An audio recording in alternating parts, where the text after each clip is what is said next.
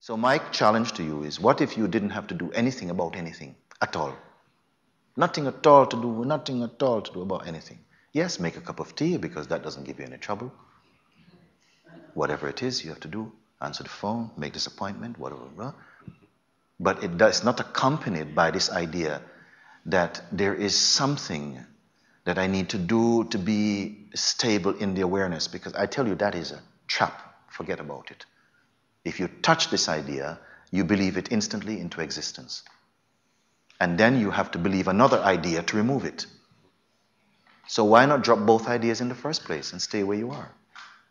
You're simply here within which all that arises for you, including the sense of spirituality, forget about spirituality then. Forget about enlightenment and forget about you also. And what remains here? That which cannot be gotten rid of remains. It's just that, simpler than simple.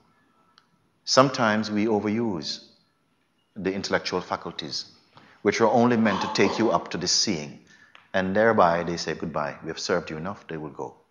You're simply here. All this knowledge that we acquire, called spiritual knowledge, is only a mirror for the timeless to see itself. And for what reason? For no other reason than it's fascinated with its own recognition for some reason. I don't see that the idea that something is difficult, which is a persistent notion in the psyche of the human expression of consciousness, that we just have to do something to kind of, sometimes we're speaking like also a sense that we must get something accurately. So I said, no, there's no accuracy in the self. Or everything is the self. If you give up all your notions, all your effort to try and get somewhere, just drop it right here now, because you have the power to do it. Just drop it. Yes. Just like you're sitting in a restaurant full of people, clinking glasses and utensils and stuff, and talking, and there's music, and yet you can have a sweet conversation with your friend sitting across the table, because you don't let it in. Yeah. In the same way, you don't let these thoughts in, that there is something that I need to do to stay more present. And the minute you are without this thought, the recognition is here. You know what?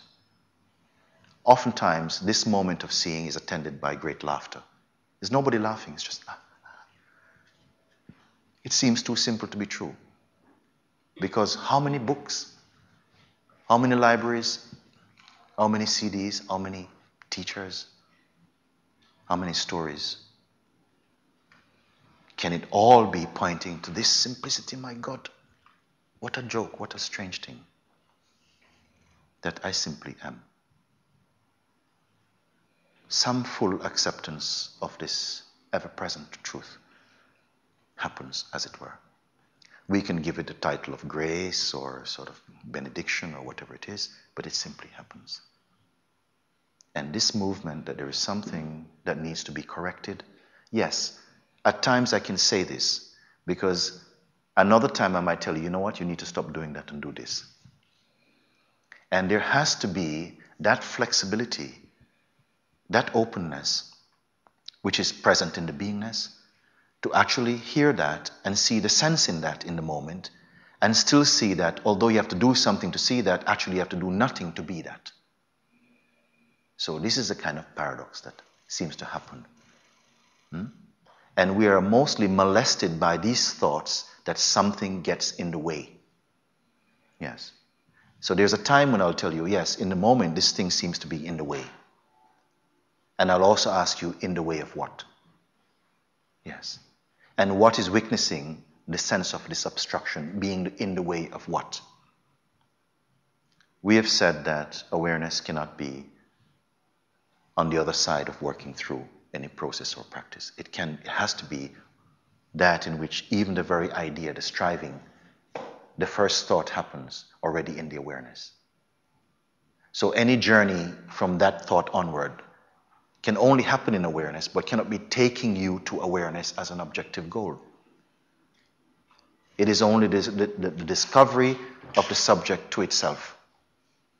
And sometimes when we read it, of course, in trying to convey that which really cannot be conveyed with words, it cannot be touched or carried in the word. At best, you may say, out of the irrefutable authority of the seeing, those words are imbibed with a sort of presence. They have a power in them. They have more light or something in them when they come from that seeing, at best. Yes. That when you yourself are the seeing and the experiencing, and yet beyond at the same time, you cannot explain this, and as I said before, thankfully you don't have to write a thesis about it. It's just your own inner seeing. Something very private, let's use the word for that for the moment. But it cuts away, strips back all these layers of should-dos and should-do-nots and leave the truth in its nakedness as it is, here, present, now. What can be simpler than that? Prior even to simplicity, you are that.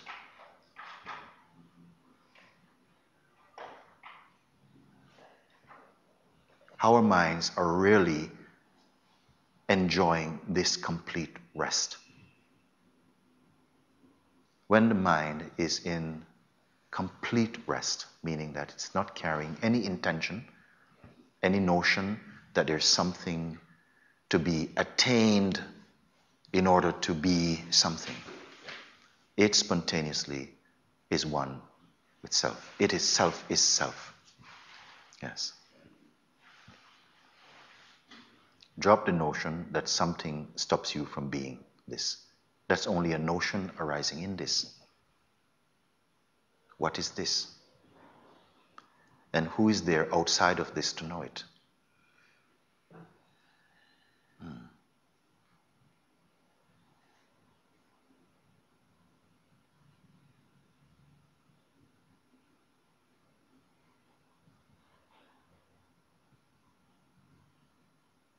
In this that we are, it does not even say, I am this.